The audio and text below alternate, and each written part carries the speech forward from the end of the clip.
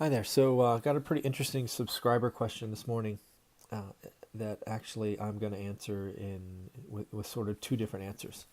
You'll see what I mean in just a minute.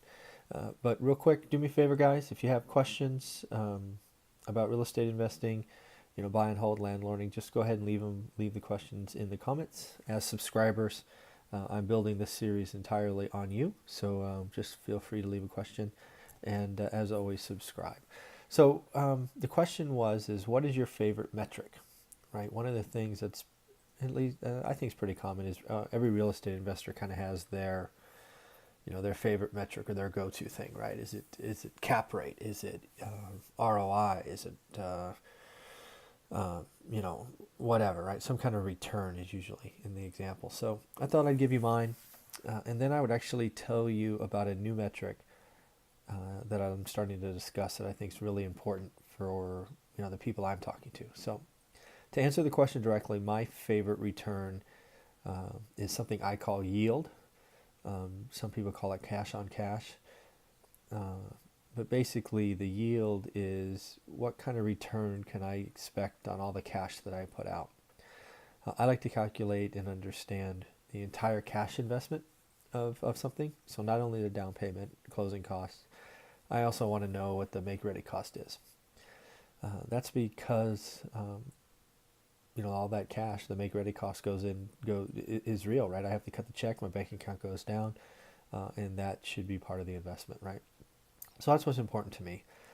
Basically expected cash flow divided by all the cash that I put out, and depending on the market, my minimum thresholds are different, right? So kind of in this market, I might expect my return to be 6% or more. During the crash, it was 10%, right? They're just, you have to adjust as the market changes. So now for you, or at least some of you watching who have demanding full-time jobs and time is your constraint, I'm actually suggesting that we talk about return on time for you. Return on time is interesting, and it came to me from a question I got in an email from a friend months ago. And basically he had a unit or a house or something that he was selling in 1031 exchanging, and he had two possibilities, right? One, as I recall, was a kind of a triple net opportunity where the estimated cash flow, I don't remember, let's just call it, was $500. But the time to manage the triple net, as you might imagine, was pretty low. Because the tenant takes care of everything and is signed up for your, typically 5 years, if not 10 years. There's step debt clauses in mortgage or in the rental rates and all of that. Or he could have gone for some multifamily. It was larger than four, probably 8 to 10 units.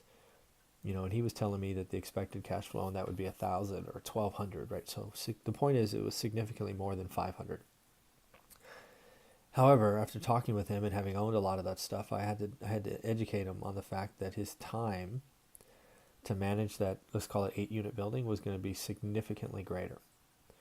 And the more we got into it, even if I agreed, which I didn't, but let's just say I did, that his cash flow was 1,200, I let him know that he was going to have a problem. And he was going to have a problem because his time was not flexible enough to do that, because he had just got a new job. He ran a team.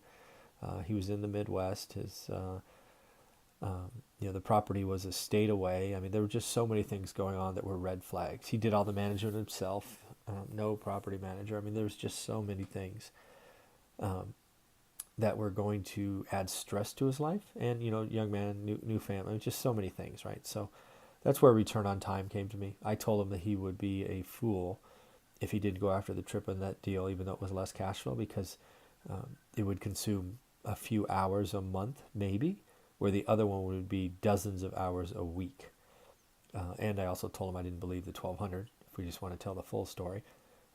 But that's what was important to me. So he could get one property for $500 a month, call it 2 hours a month, which is a nice return. Or he could get $1,200 a month for something that's a dozen hours a week, which become 50 hours a month, and it's just not a good idea. So I think a lot of you should be thinking about what's return on time. And frankly, return on time really leads to busy professionals looking for turnkey rentals that are already leased and all of that, because your time frankly, should be the least. And it kind of fits into the model that is starting to really take hold with what we're doing here, creating, turning slumlord into pride of ownership rentals. So just happens to tie in. I thought I'd just close with that. But in the end, my favorite metric for myself is yield. My favorite metric for many of you is return on time. So think about that. Ask some questions. Have a great day.